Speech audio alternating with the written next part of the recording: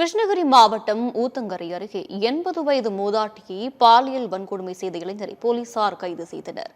கிருஷ்ணகிரி மாவட்டம் ஊத்தங்கரை அடுத்த காட்டேரி கிராமத்தில் மாடு மேய்க்க சென்ற 80 வயது மூதாட்டியை மர்ம நபர் ஒருவர் மதியம் 3 மணியளவில் கொடூரமான முறையில் பாலியல் வன்கொடுமை செய்த சம்பவம் பெரும் அதிர்ச்சியை ஏற்படுத்தியுள்ளது. பலத்த ரத்தப்போக்குடன் மீட்கப்பட்ட மூதாட்டிக்கு ஊத்தங்கரை அரசு மருத்துவமனையில் முதலுதவியாக 8 தையல்கள் போடப்பட்டன.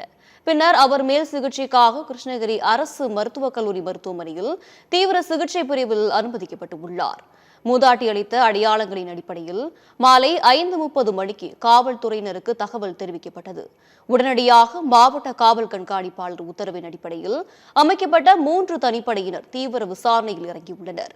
விசாரணையின் தொடக்கமாக அப்பகுதியில் பதிவாகி இருந்த சிசிடிவி காட்சிகளை ஆய்வு செய்ததில் இந்த கொடூர செயலில் ஈடுபட்டது கல்லாவி போயர் தெருவை சேர்ந்த 25 வயதான சஞ்சீவ் என்பது உறுதி செய்யப்பட்டுள்ளது.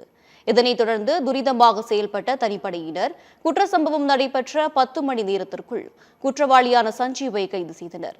கைது செய்யப்பட்ட அவர் விரைவில் நீதிமன்ற காவலுக்கு உட்படுத்தப்பட உள்ளார்.